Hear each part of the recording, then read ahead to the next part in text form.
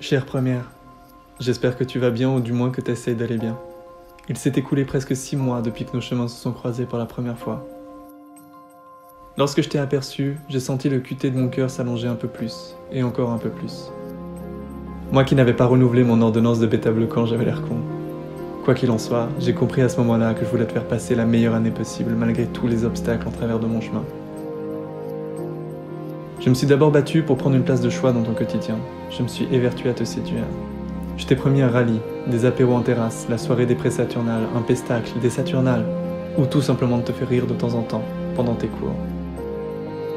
Même si jusqu'au bout j'y ai cru et malgré tous mes efforts, je me rends compte que je n'ai pas été à la hauteur de tes attentes et j'en suis désolé.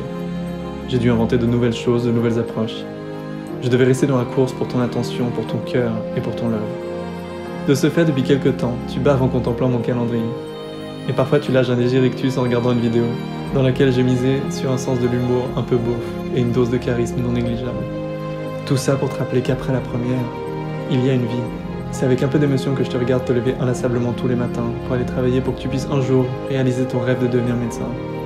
Je me surprends parfois à revivre ma première année en t'observant t'acharner devant cet exercice de chimie organique, qui sans aucun doute est hyper utile. Seulement voilà, je sens que tu fatigues, que t'es à bout et que t'as l'impression que ça y est, ton cerveau ne peut plus rien enregistrer, il sature. Et même que parfois t'hésites à tout arrêter, mais laisse-moi te dire quelque chose, c'est tellement mieux après. Tu vas apprendre à aimer les gens que tu détestais, tes rivaux. Oui, même ceux qui te regardent mal à la biblio parce que vous êtes en compétition. Ils vont devenir tes meilleurs amis, tes compagnons de révision, de café, d'insomnie, de yass, de soirée, de beer pong, de débauche, de drague, de muqueuse, de vomi, de coma, de décuve, de plein de choses.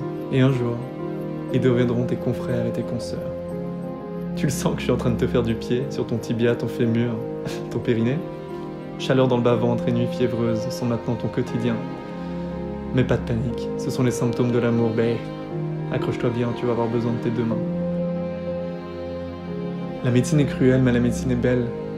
Même si elle te fait souffrir aujourd'hui, elle te permettra d'expérimenter des choses inoubliables et de remplir la vie des autres, ce qui remplira la tienne.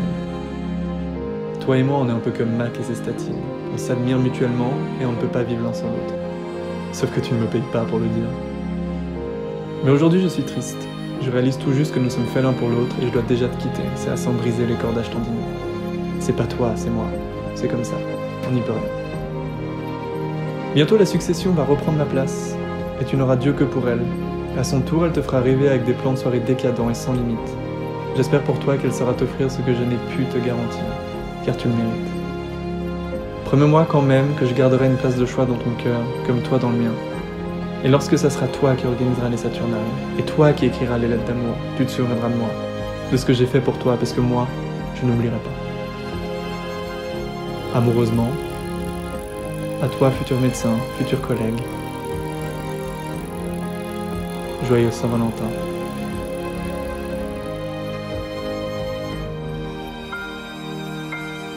Soato.